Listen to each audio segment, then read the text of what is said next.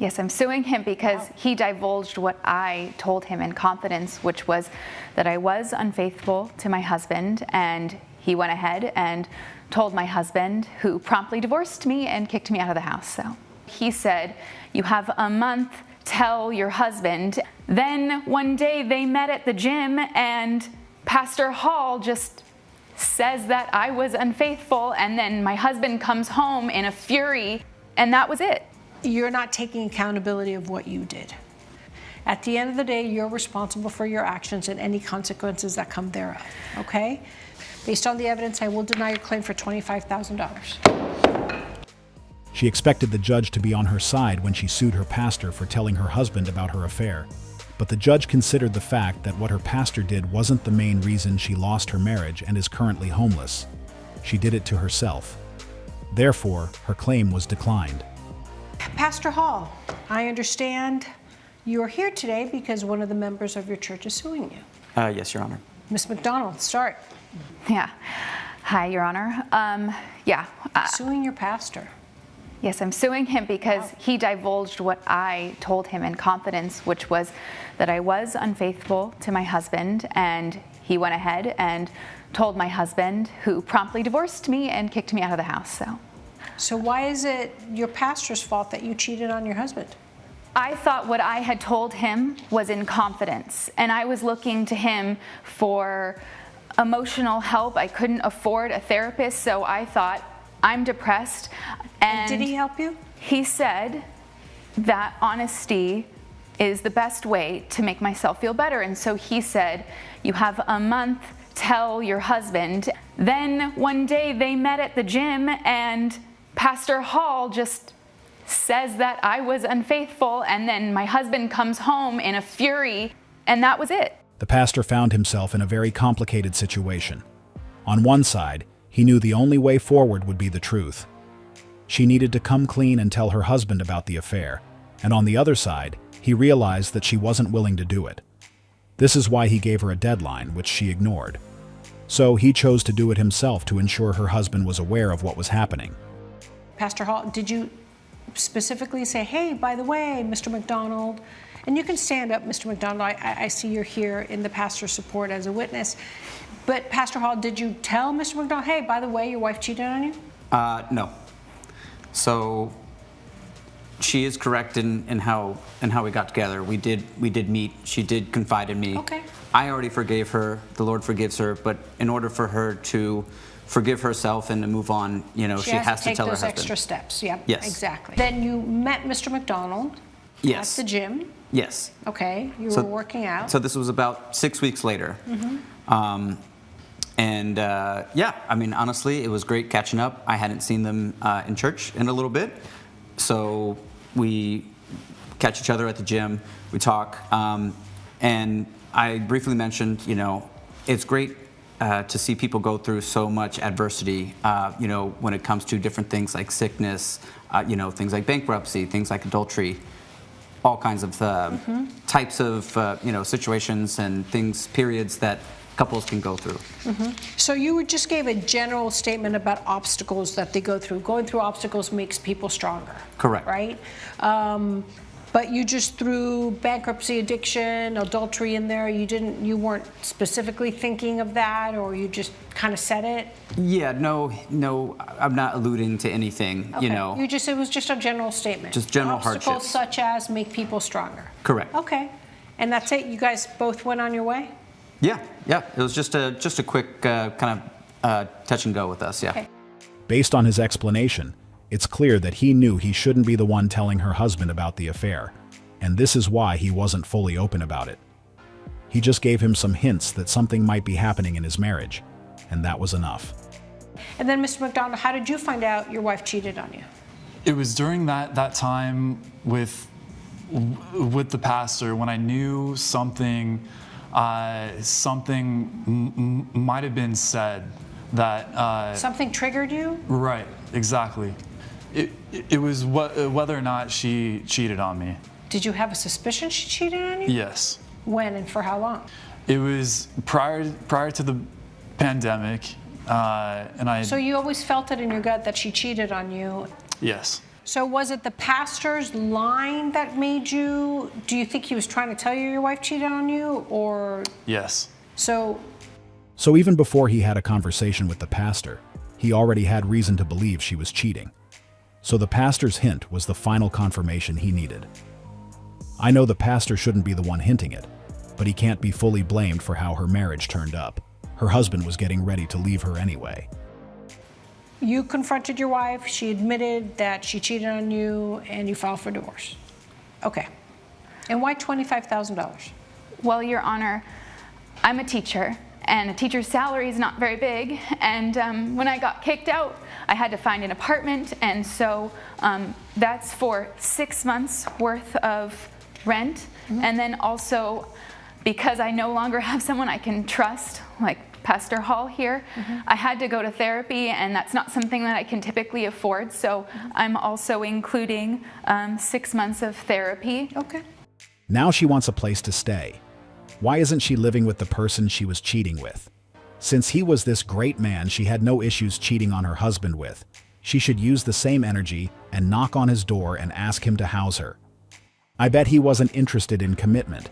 He was on it to enjoy the moment, and now she was the one who lost her stable marriage and a place to stay.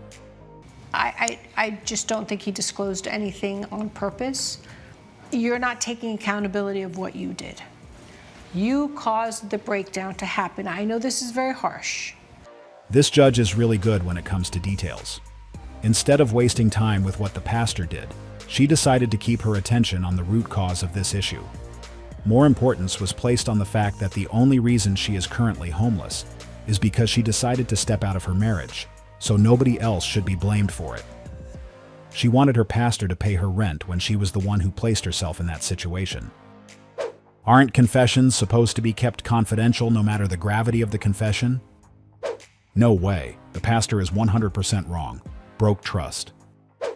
Y'all saying pastor is wrong are the ones who will cheat on your significant other. The pastor is definitely in the wrong.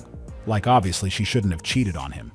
But it isn't his place to tell him straight up like it. It's not like she's committing a crime. It's not the pastor's place to tell. He did the right thing. Everyone should tell of an affair. At the end of the day, you're responsible for your actions and any consequences that come thereof, okay? Based on the evidence, I will deny your claim for $25,000. This was a great judgment. As the judge said, she is responsible for her actions and the consequences that come with them. And this is why she believes that even though the pastor hinted about it, he shouldn't be responsible for paying her rent. She was the one who was unfaithful. She was the one who decided to put her marriage at risk, so nobody else should be responsible for the outcomes of those actions but herself. Now, she will either get a second job or seek support from the guy she was talking to, because getting the pastor's money is no longer an option. She's mad at his betrayal to her, but not mad at herself about her betrayal to her husband. Pastor is totally wrong. I don't care how he justified it. It's supposed to be confidential. No matter what it was, he was not supposed to say it. Pastor would not have told the wife if husband is cheating. Cheaters here in the comments blaming the pastor. She will blame anybody but herself. This case left the comment section completely divided. On one side, we have a group that believes the pastor is wrong, as he didn't consider the fact she trusted him.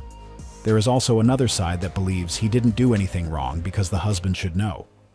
I do understand both sides of the argument, and I know both have valid points. But at the end of the day, she was the one who didn't consider her relationship. I feel good for the husband who was able to get himself out of that marriage, and I know even those who believe the pastor shouldn't have done it would be happy if they were in her husband's shoes. She found herself in this position because she forgot he is a pastor, not a priest. Most of us know a priest usually offers a safe environment where we can be fully transparent about any topic without the fear of being judged. But apparently, the same principle doesn't apply to a pastor. But at the end of the day, she should be happy that he helped her to do what she should have done. Because since she felt the need to step out of her marriage, we can assume that she wasn't happy. And if that was the case, she should be thanking the pastor for the push, as now she is free. The most interesting part of this type of story is that sometimes they cheat with a guy who has his own family or Tyrone who doesn't even have a job, and this is what complicates things. but she should have considered the consequences of it before making that decision. What? Well, ho. First of all, why is you sending your ex $300 of my money every week, Yolanda? He don't have nobody to help him right That's now. a grown man. What the hell you mean? Okay, and I'm his friend. If he need my help, I'ma be there for What do him. you need help with $300 a week for, Yolanda? To survive. Survive what? In prison. What the? Wait, what? Yeah, Dr. Dante is locked up, Yes, just temporarily. and you sending it?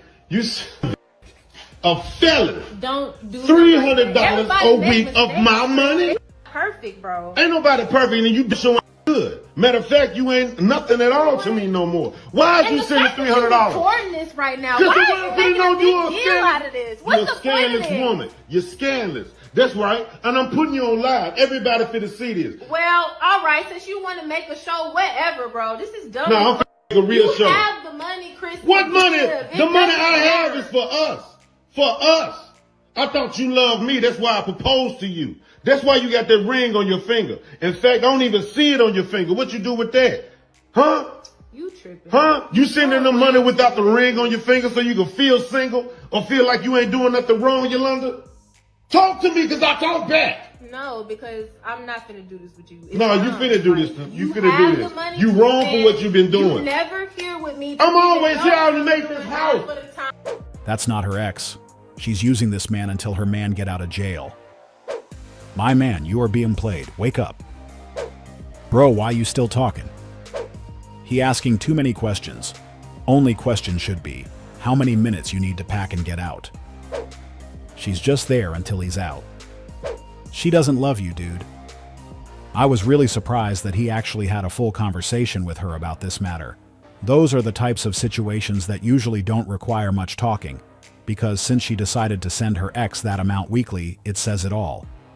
At this point, it's evident that her current partner is just a placeholder. She is leaning on him to get by till the day the man she actually likes and cares about gets out of prison. Therefore, this conversation was really unnecessary.